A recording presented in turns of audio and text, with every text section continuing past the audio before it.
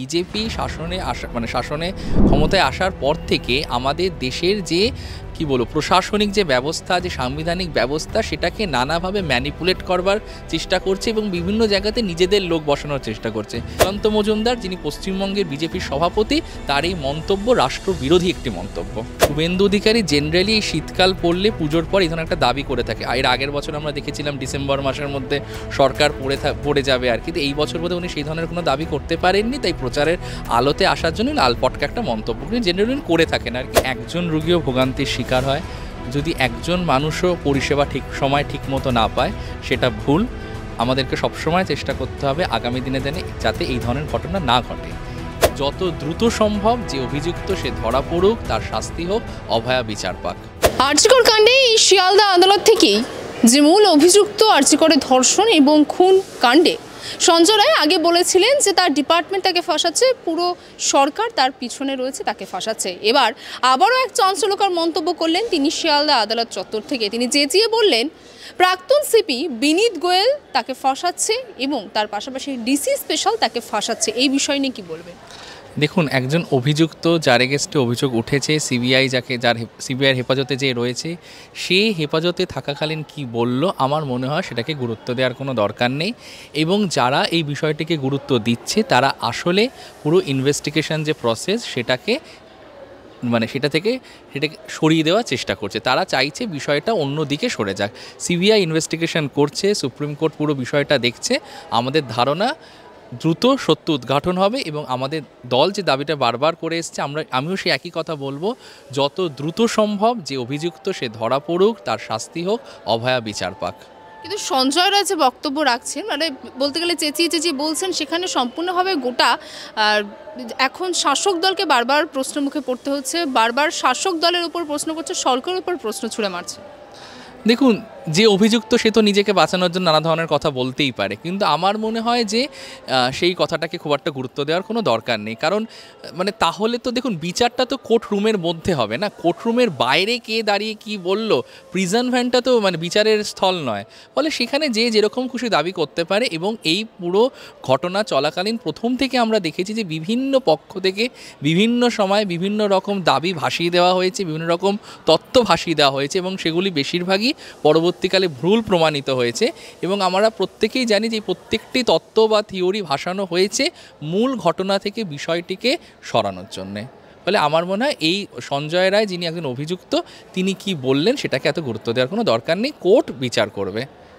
আচ্ছা, ইতিমধ্যে আমরা জানি যে 51তম প্রধান বিচারপতি বসেছেন সঞ্জীব খান্না এবং ইতিমধ্যে যেটা জানা যাচ্ছে যে সেই বিচারপতির প্রথম যে গতকালই তিনি দিয়েছেন একটি রায়, সেখানে টিএমসি সাংসদের মেয়েকে কুমন্তব্যের ঘটনায় জেলে মারধরের অভিযোগ উঠেছিল এবং সিবিআই তদন্তর নির্দেশ দেওয়া হয়েছিল হাইকোর্টের তরফ থেকে। সেই তদন্তে স্থগিতাদেশ দেওয়া হলো সুপ্রিম কোর্টের তরফ থেকে। প্রশ্ন এটাই যে বিজেপি সঞ্জীব খান্নার প্রধান বিচারপতি পদ নিয়ে খুব উৎসুকতা দেখেছে এবং তাদের এখন কোথাও যে একটু মন ভেঙে গেল যে রাজ্য সরকারের পক্ষে কেন রায়টা গেল। দেখুন, প্রথম কথা যে কথাটা আপনি যে কথাটা বলে শেষ করলেন, যে বিজেপি একটা রাজনৈতিক দল, সেখানে কে এবং প্রধান বিচারপতির পজিশানে কে এলো কে গেল, এটা নিয়ে তো কোনো একটা বিশেষ রাজনৈতিক দলের এত উৎসাহ থাকার কথাই নয়।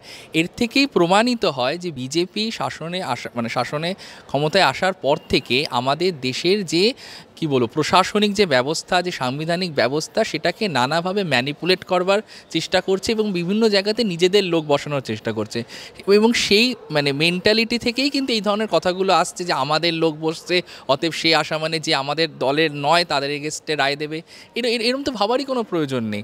উনি যা বিষয় ওনার সামনে তুলে ধরা হয়েছিল উনি বিচার করেছেন এবং ওনার যেটা ঠিক মনে হয়েছে সেটা উনি রায় দিয়েছেন। এবং আমরা প্রথম থেকেই বলে আসছি যে এই পুরো বিষয়টিকে কেন্দ্র করে অভিষেক বন্দ্যোপাধ্যায়, আমাদের দল, আমাদের সরকারকে কালিমালিপ্ত করার চেষ্টা করা হচ্ছিল।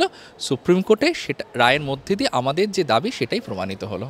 এবং ইতিমধ্যে বিজেপির এই রাজ্যের সভাপতি সুকান্ত মজুমদারের বিরুদ্ধে আমরা জানি যে তৃণমূল কংগ্রেসের তরফ থেকে অভিযোগ করা হয়েছিল ইলেকশন কমিশন এবং সেই অনুযায়ী তাকে শোকজ নোটিশও পাঠানো হয়েছে।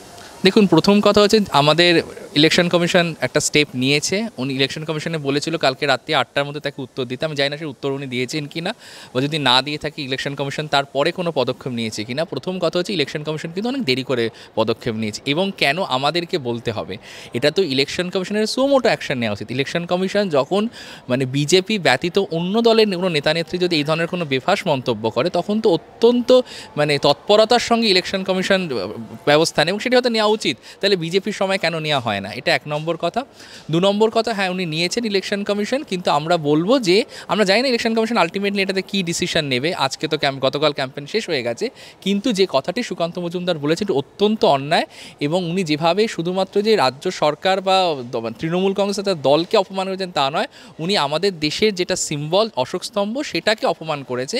এবং বিজেপি সারাক্ষণ নিজেদেরকে ভীষণ ন্যাশনালিস্ট হিসেবে দাবি করে থাকে, এবং অন্য সবার মুখ বন্ধ করে দেওয়ার জন্য তাকে রাষ্ট্রবিরোধী তকমা দেয়।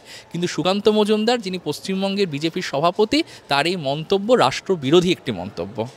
সুকান্ত মজুমদার তার এই মন্তব্যের ব্যাখ্যা দিয়ে তিনি বলছেন যে তিনি শুধু সেই সকল পুলিশ অফিসার বা পুলিশ শ্রেণীকে বলেছেন যারা সরকারের হয়ে কাজ করছে, নিরপেক্ষভাবে কাজ করছে না, তাদের অশোক স্তম্ভ ধরনের কোনো বলতে গেলে তারা ধারণ করতে পারে না সেই হিসাবে। দেখুন, চোর ধরা পড়ার পরে সবাই এরকম ব্যাখ্যা দেয়। ওনার যদি সেটাই উদ্দেশ্য থাকতো কথা ওনার বলার, তাহলে উনি যখন কথাটা বললেন তখন উনি সেটা বুঝিয়ে বললেন না কেন? উনি তো একটা জেনারেলাইজ কমেন্ট করেছিলেন। তার মানে উনি আসলে আমাদের দেশের যে প্রতীক সেটাকে অপমান করতে চেয়েছিলেন, দলকে অপমান করার ছলে।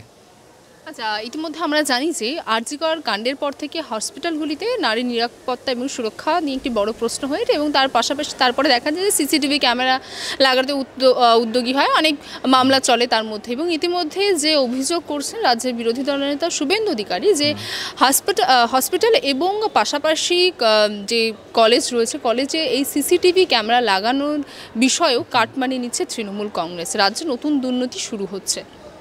দেখুন, আমার মনে হয় পুরো বিষয়টি হচ্ছে সুপ্রিম কোর্টের নজরদারিতে। ফলে এই ধরনের কোনো ধরনের কাটমানি বা এই ধরনের কোনো করাপশনের কোনো প্রশ্নই উঠছে না। আর শুভেন্দু অধিকারী জেনারেলি শীতকাল পড়লে পুজোর পর এই ধরনের একটা দাবি করে থাকে। এর আগের বছর আমরা দেখেছিলাম ডিসেম্বর মাসের মধ্যে সরকার পড়ে যাবে আর কি। তো এই বছর বোধহয় উনি সেই ধরনের কোনো দাবি করতে পারেননি, তাই প্রচারের আলোতে আসার জন্য আলপটকা একটা মন্তব্য উনি জেনারেলি করে থাকেন আর কি।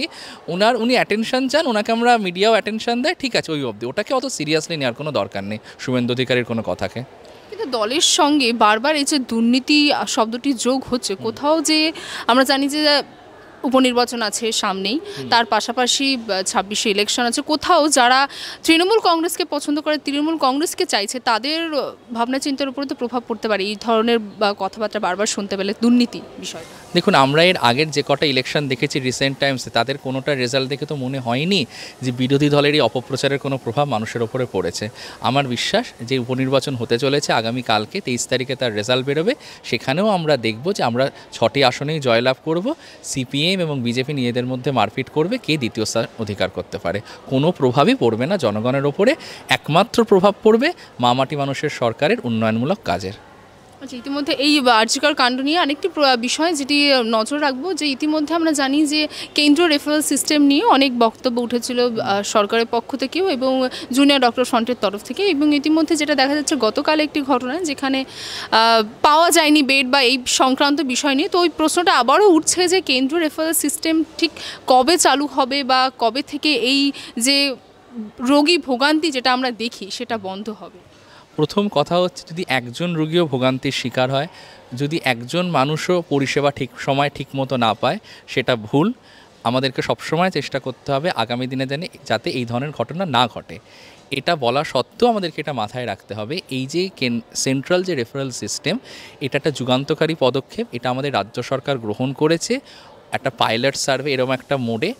আমার বিশ্বাস যে প্রথম দিকে যখন কোনো ঘটনা ঘটে এই ধরনের ভুলভ্রান্তি হয়, যদিও আবারও বলছি এটা এমন একটা বিষয় যেখানে কোনো ভুলকেই লঘু করে দেখানোর কোনো জায়গা নেই বা সেটাকে জাস্টিফাই করার কোনো বিষয় নেই। কিন্তু যেহেতু একটা ট্রায়াল অ্যান্ড এরার ফেজে রয়েছে, হয়তো সেই জন্যেই ভুলটা হয়েছে। আগামী দিনে এই সিস্টেম সারা রাজ্যে চালু হবে এবং তখন আমাদের সরকার সবসময় চেষ্টা করবে যাতে 100% ত্রুটিহীন হয়। বাংলা হান্টের আরো খবর দেখতে নজর রাখুন। বাংলা খবর মানেই বাংলা হান্ট।